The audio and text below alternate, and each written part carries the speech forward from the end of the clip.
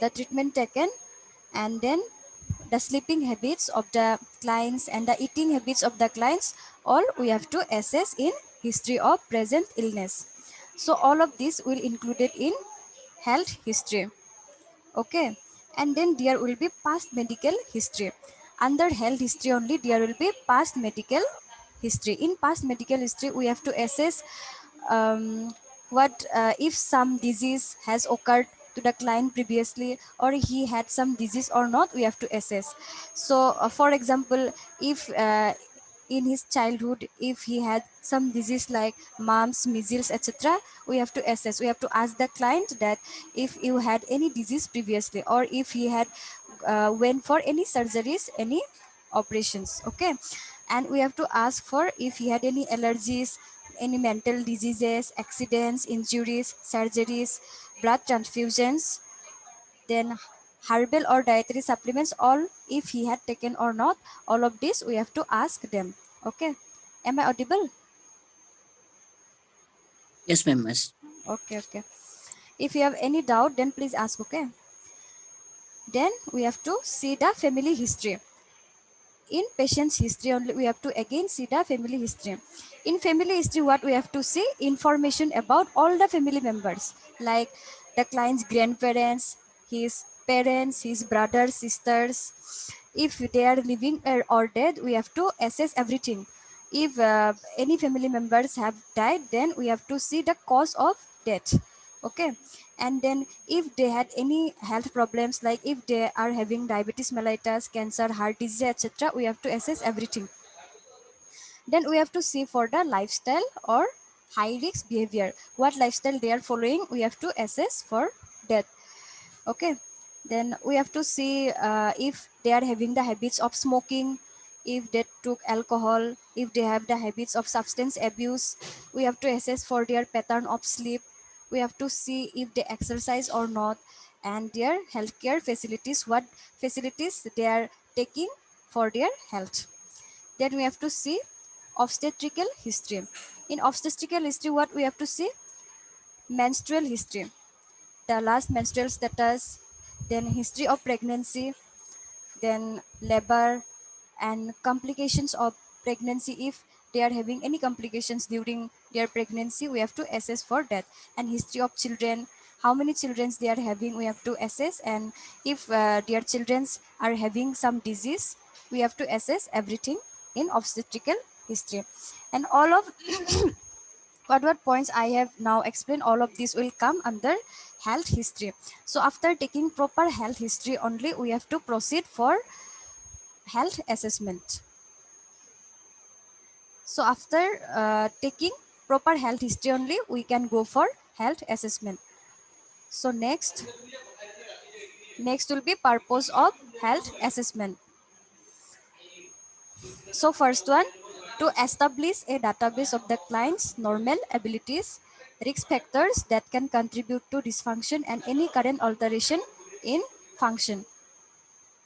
So through the assessment, through the health assessment, we can see the normal abilities or disabilities of the clients. We can see what the client can perform, what's the risk factors for dysfunction of his health. Dysfunction risk factors for health means obesity may can happen, obesity, then bad habits, all this will come under risk factors for dysfunction of the health.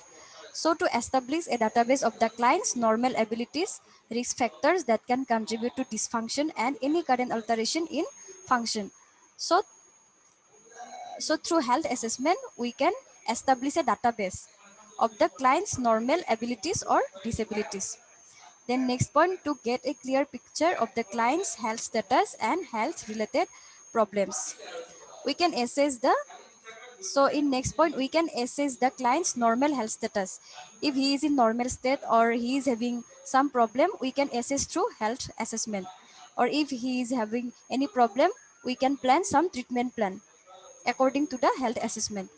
So third one, to plan strategies to encourage continuation of healthy patterns, prevent potential health problems, and alleviate or manage existing health problems. So through health assessment, we can offer them, we can advise them a healthy health patterns, how to live, how to follow a healthy lifestyle. We can advise them, and we can advise them to manage their existing health patterns, existing health patterns to follow good habits. Then if and to restrict for further health diseases. The next, to get a holistic view of the client, means to get a thorough view, to thoroughly inspect the client, to thoroughly know the client, we need to do health assessment. Then to help formulate the conclusion or problem statement, means to identify the actual problem or to come to a final conclusion, we need to do health assessment. Then to contribute to the medical research, to find out whether a person is medically fit or not for a particular task. So through health assessment, we can assess if a person is um, healthy or not, if he can do some task or not. I think for in some interviews they used to do physical examination. After that only they can be qualified for the interview. So like that, through physical examination, through physical assessment, we can see whether the person is able for some particular task or not. Thus, an accurate assessment provides an essential foundation for the care of the client. So, with the help of health assessment only, we can assess thoroughly a patient, and we can plan some treatment plan for them.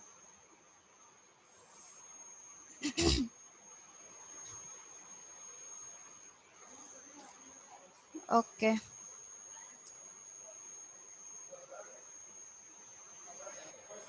Next, types of health assessment.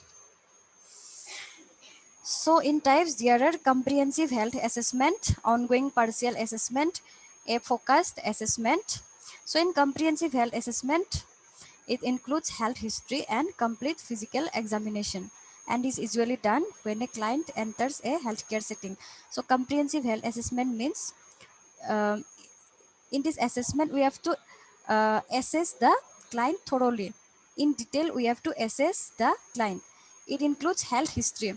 I have explained already now all the health history, how to ask, how to collect the information from the client, what to ask. So it includes all the health history and complete physical examination. So in complete physical examination, there will be head to toe physical examination.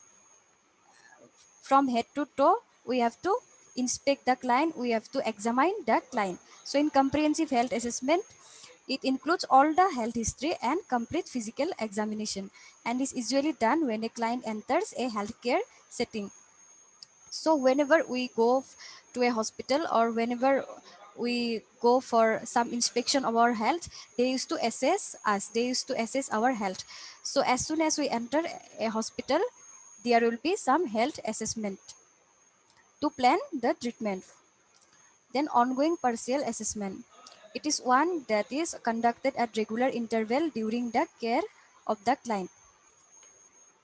So it is one of the assessment that is conducted as soon as the treatment plan has started. Means during the comprehensive period only they find out the actual problem. So in ongoing partial assessment, they only focus in that actual problem only, in that particular problem, what the actual problem they will find out in the comprehensive health assessment. And in ongoing partial assessment, they will focus only in that problem, and they will assess at regular interval if some positive outcome is coming or not because of the treatment plan, or any negative outcome is coming or not. If some negative outcomes are there, they will solve those one by one. So in ongoing partial assessment, they will assess the client at regular interval once after the treatment has started. Then a focused assessment is conducted to assess a specific health problem. So in focus, they will assess only the specific problem. Like if he is having cancer, then they will focus in that particular disease only, and they will plan according to that disease. So a focus assessment means they will focus only to the particular disease. Then an emergency assessment. So in emergency assessment, it is a rapid focused assessment conducted to determine potentially fatal situations. So emergency assessment means it's during